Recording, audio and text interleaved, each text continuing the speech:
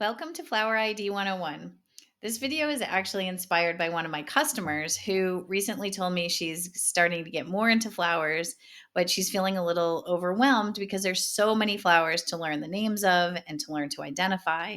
And she asked me if I had any tips or methods that I could share with her. And I did. I have a few that I've used in the past and I still continue to use today that help me learn the names and identify new flowers. So, whether you're a beginner or you just want another tool in your toolbox, this video is for you. My name's Ellen Frost. I've been a florist for over 17 years. I write a weekly newsletter all about flowers, which you should definitely check out. There's a link in the description. And I host an online community called FlowerMore, which we'll talk about a little bit later for flower nerds who want more flowers in their life. So, about 20 years ago, when I started to get into flowers, I was a beginner too. I was like my friend, just starting to learn about flowers and feeling really overwhelmed. I didn't grow up with flowers, I didn't garden growing up. I had really limited exposure to flowers, and I can literally count on one hand how many flowers I knew the names of. I knew roses, carnations, lilacs, peonies, and tulips. And the only reason I knew the names of those was because I had a personal connection to those flowers. So, roses were what we got when we went to prom. Carnations, I think, were spray painted green and given to us on St. Patrick's Day. And then lilacs, tulips, and peonies were in my grandma's garden when I was growing up. So I had a personal connection to all of these flowers. And I think that is one of the keys to learning the names and learning to identify flowers is to have some kind of personal connection. So today I'm going to teach you how I learned to cultivate a personal connection to flowers. So, step one, seek out flowers in your community. This is the easiest way to get started. Just walk out your front door and either go in your own yard or take a walk around the block and check out what's blooming in your neighbors' yards. And this really is the simplest way. Take a picture of what you see. Everybody's got a phone with a camera on it. Use an app, which there's lots of apps on your phone to identify flowers. You can use Google Lens or iNaturalist. Those are two that I use a lot. And you can just plug in the picture and the app will tell you the name. And then you can just keep a little note in your notes section of your telephone about the flowers that you learned about. And for me, I had a little notebook. I didn't keep notes in my phone back in the day, but I would write down things like the date. So March 15th in Mike's yard, the yellow flower blooming was a double daffodil. So I would know the name of the flower, I would have the photo, I would know where I saw it because daffodils come back the next year. So next year when I saw them, I would be able to remember the names of them. So just snap a photo, use an app, take a note. It's just in your neighborhood. You will be surprised at how many things you see blooming in your own neighborhood. Step number two is to treat yourself to some flowers at the farmer's market. In case you're not sure where a farmer's market is close to you, you can just literally Google where is a farmer's market close to me and put your zip code in. Or you can use slowflowers.org or localflowers.org, which are both sites that have membership directories so that you can find flower farmers or florists or farm markets in your region. So you can check those out, head to a farmer's market, pick out a few flowers that you love, and talk to the farmer about them. Ask them the name, how they're grown, and then bring them home and watch them, observe them. So observe how they smell, whether or not they open and close, whether they are moving, and then how they end up dying, because all of this are things that we're going to remember about a certain flower. So take like an anemone, bring it home, and some things you might notice. Okay, an anemone has, a very interesting navy blue center. It also opens and closes depending on the time of day, which is really interesting. And when it dies, its petals drop off of the plant. So these are just things that you're going to observe. And the next time you bring in an anemone home, you're going to remember the name, you're going to remember these characteristics of it. So this is a great way to learn about flowers from your local farmer's market. Step three is to get planting. For me, this was my number one way to learn about flowers when I was getting started.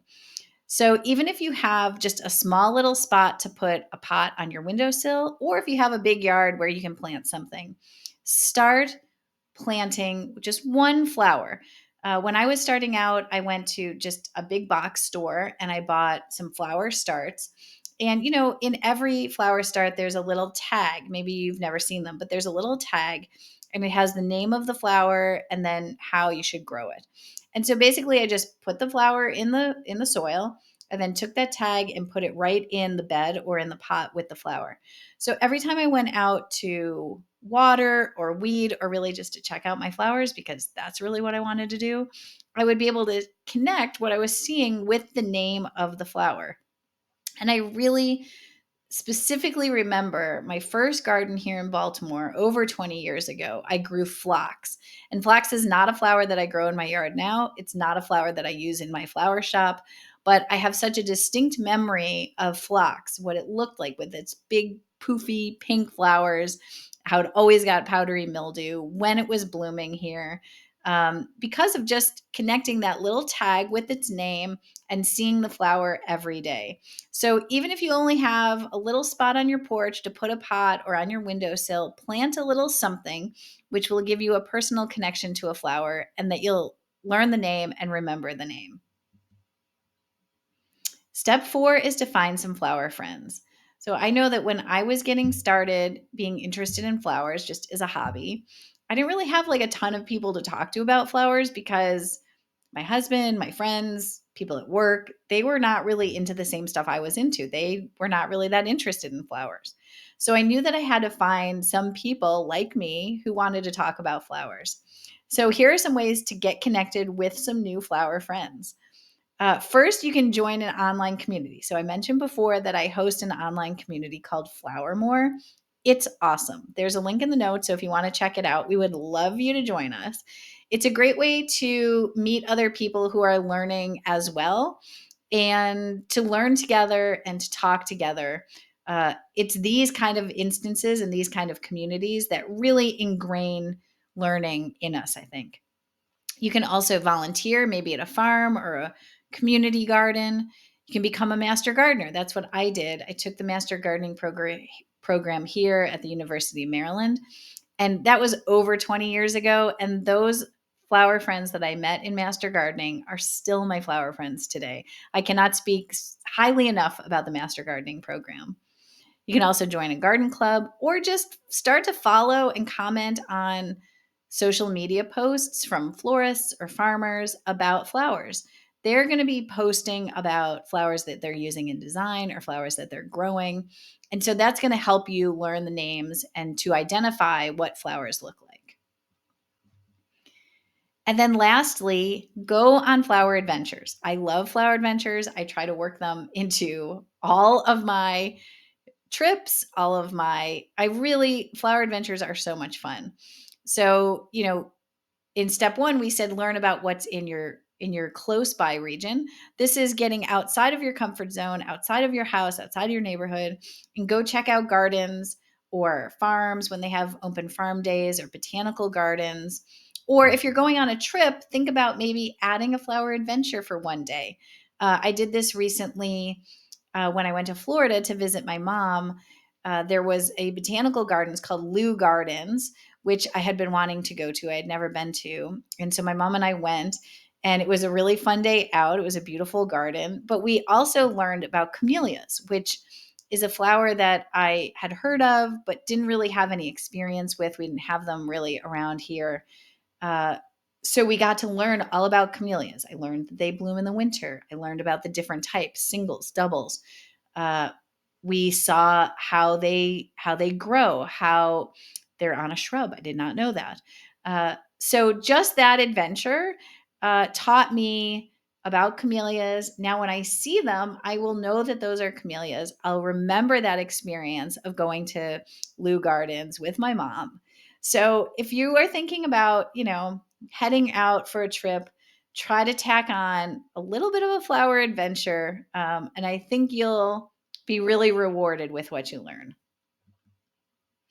So, are you feeling more ready? Are you feeling like you have some tools to help you identify flowers? I know that these tools worked for me and I think that they can work for you too. So, try them out today. And if you want, I would love to hear in the comments if you try any of these tips out. And if you want to tell me some of the flowers that you're recently learning about, I would love to hear about those too.